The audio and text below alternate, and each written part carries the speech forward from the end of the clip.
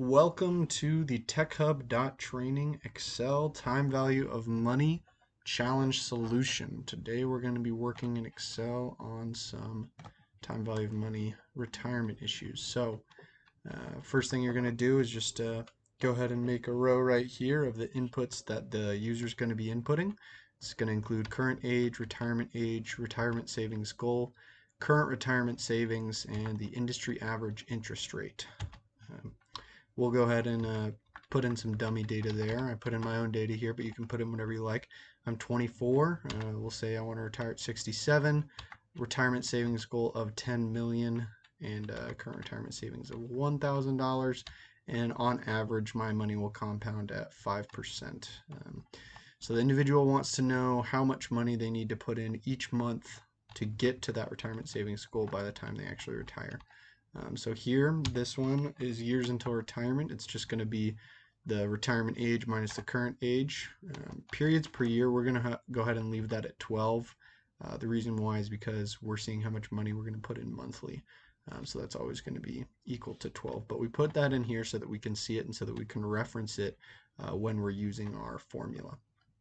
The next things we're going to want to put down are the inputs into the PMT function in Excel. So we're going to need rate, number of periods, present value, and future value.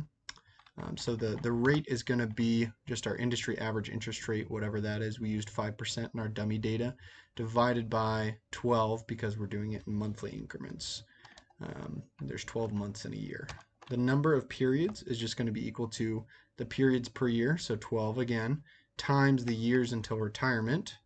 The present value will be equal to our current retirement savings up here. And the future value will be equal to our retirement savings goal down here. So then we go down here and we just use the payment function. I put in a negative here at the front of this PMT function. The reason why I did that is because it's always going to come out as a negative, just because this is meant to be a loan versus us saving. So it's kind of in reverse there. So we just use a negative to turn that negative number that it will give us into a positive number instead, right? So the number we get is $5,525.97. And then moving over here is where we begin to make our table. So what I did here was I hid some rows here. It's pretty easy to hide rows. All you want to do is go ahead and highlight the rows that you're hiding. Press shift there, and then you can click hide or unhide the rows. Right, so they were hidden, now they're unhidden. So right here you're just going to want to put period number, and we know that we have 516 periods total. So we put 1 here, and then here I put in a formula. It's just an if statement, basically saying if the previous period is equal to the total number of periods that we're going to have, make it equal to blank. If not, you're just going to say the previous period plus 1, right? So the period will increment by 1 until we reach 516 periods, at which point it'll just go ahead and break off. And you're going to see in all of these numbers down here, it's going to reference this cell up here, the top cell of each one. It's just saying, if this cell is blank up here, then these cells are going to be blank as well, because we do want it to cut off when we reach 516 periods. Right here, because that's the total number of periods. So that's what that does. That's why it's each cell right here is going to reference this top cell up here.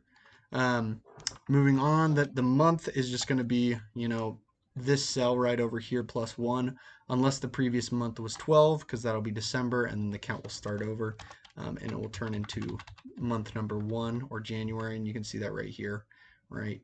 It says month 12 and then month 1, right? Same thing for the year.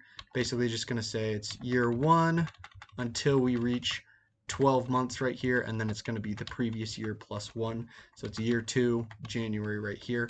Here we see the date, and then the client age right here is going to be what their starting age was, the current age, and then we're just going to add the number of years minus 1. So in the first year that we're saving, their age is always going to be whatever they input as their current age.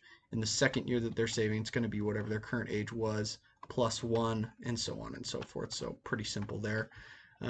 We're going to assume that the client's birthday is in January just for this model to kind of keep it pretty simple there. So they're going to turn the next year every time that the year turns over every January. Okay, so right here, our starting is going to be our present value.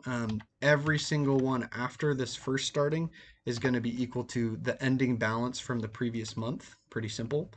And then our interest earned, because we're putting in our, as it said in the challenge, we're doing the contribution at the end of every month.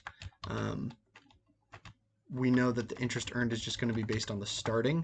It's not going to be based on the starting plus the contribution. It's just going to be based on the starting because, again, we're making that contribution at the end of every month when the interest for that month has already been earned on the principal. So the interest is just going to be equal to this rate right here times the principal at the beginning, the starting balance.